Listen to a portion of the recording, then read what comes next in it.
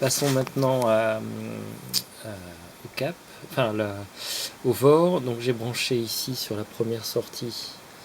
Donc comme c'est l'aiguille du cap ici, dans ce sens-là, horizontal, je vais donc, et qu'elle se déplace surtout d'un côté ou de l'autre, je dois brancher donc entre le point central ici et la sortie, hein, et non pas sur le moins et la sortie, mais entre le point central et la sortie, de façon à avoir un déplacement de l'aiguille de part et d'autre de la distance. Donc je vais lancer le driver.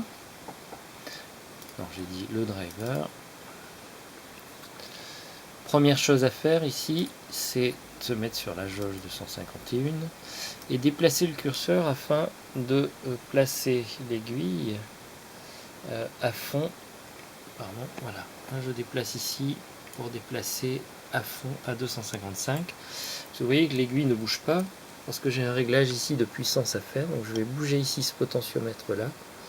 Voilà, afin de déplacer l'aiguille au maximum. Donc sur le point extrême ici. Ça c'est le point sens. Maintenant je vérifie dans l'autre sens. Donc ici je déplace l'aiguille non pas à 0 mais à 1. Voilà. 1 ici. Et je regarde si ça correspond. Donc ici vous voyez que j'ai un décalage. Je peux encore augmenter en changeant le potentiomètre ici. Donc je vais, voilà, forcer un peu plus. Donc je vérifie.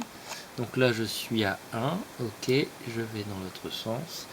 Et je vais voir si mon aiguille va jusqu'au bout. Elle dépasse. Donc ce que je fais, c'est que je reviens un tout petit peu en arrière ici. Voilà. Là. Et je vais mémoriser cette valeur-là. Voilà. Donc je vais même mettre ici 937. Je fais 7 maxi. Et ici, je fais à 1. 7 mini.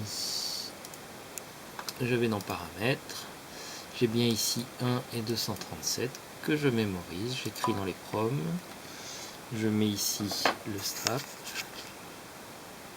Voilà. Et je valide. Je relance le driver.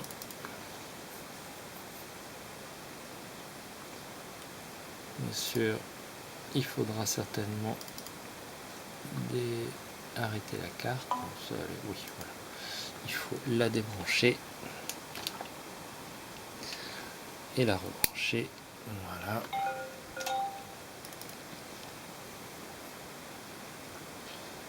Voilà.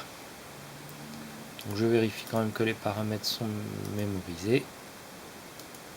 En 235, 1, 235, c'est bon. C'est tout. On va vérifier ici avec le moniteur. Donc j'ai bien mon aiguille qui s'est placée là. Mon aiguille s'est placée là. Si je bouge le cap ici, j'ai bien mon aiguille qui va passer de l'autre côté. Si je fais un zoom arrière, voilà. On voit bien ici que mon aiguille se déplace. Voilà. Donc là je suis en face de la piste 8. Voilà. Donc je peux lâcher la pause. Et donc je peux naviguer. Donc là je vais aller un tout petit peu sur le côté. Voilà, là je suis en face. Je vais me décaler complètement sur la gauche de la piste. Voilà, donc automatiquement l'aiguille s'en va bien sur la droite. M'indiquer que je m'échappe. On voit bien la correspondance ici et là. Voilà. Je vais recadrer un petit peu. Mon clavier, c'est pas marrant. Hein. Voilà, je vais retraverser la piste rapidement.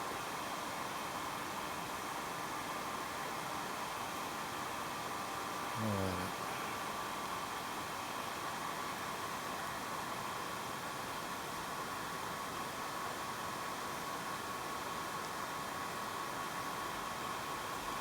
Donc voilà, la